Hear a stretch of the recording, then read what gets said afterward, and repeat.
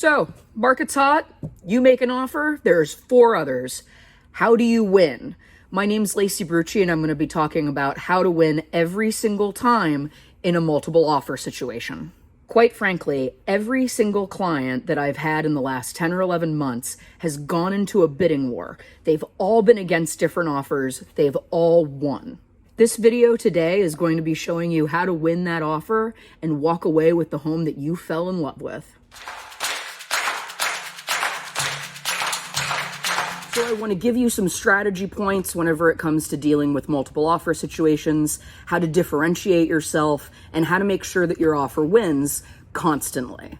This is advice for people that are going to have a loan on their house. This is not advice for people with cash. That is a totally different ball game, as well as totally different advice. So this is what I've found works well in my market, DFW, and I hope it works well for you. Step 1. Overly communicate. Every single time my clients like a place and they think that they're going to put an offer on it, I call the agent. I want to know whether or not they have any other offers. I want to let them know that my client is excited about the house and that they cannot wait to put an offer in.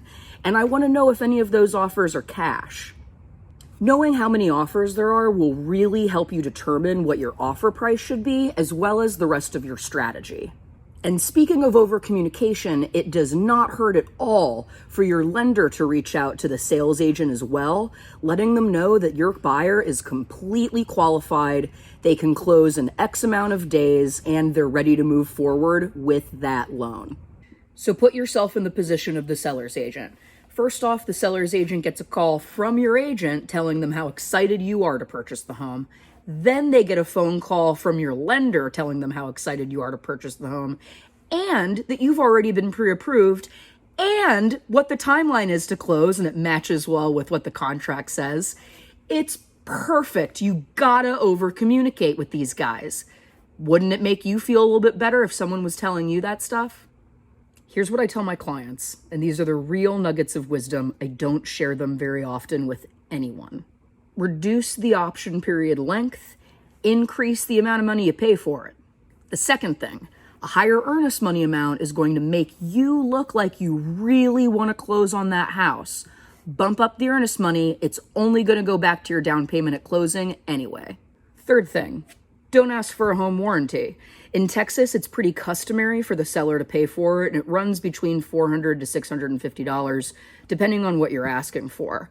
Don't ask for one. Instead, ask your agent to pay for it. It's the right thing to do, so they should do it. Last thing before we get to price, see whether or not you can pay for any of the seller's title insurance.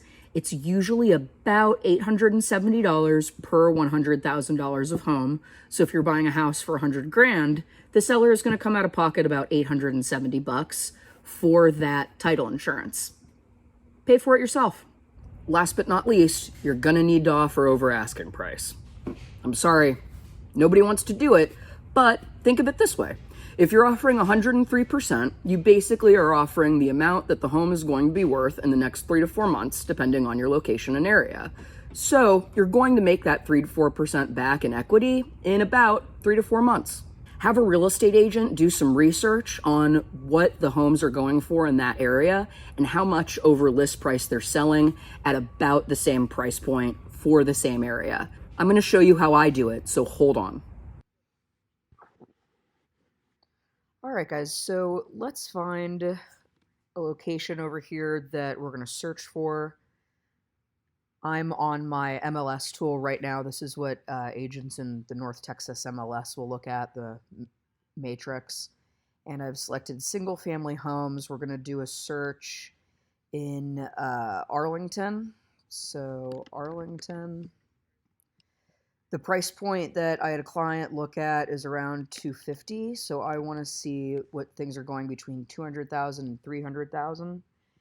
And I want sold for the last 90 days because that's going to give me the most accurate results. So let's go to results. All. And then just like last time, I'm going to do a quick CMA.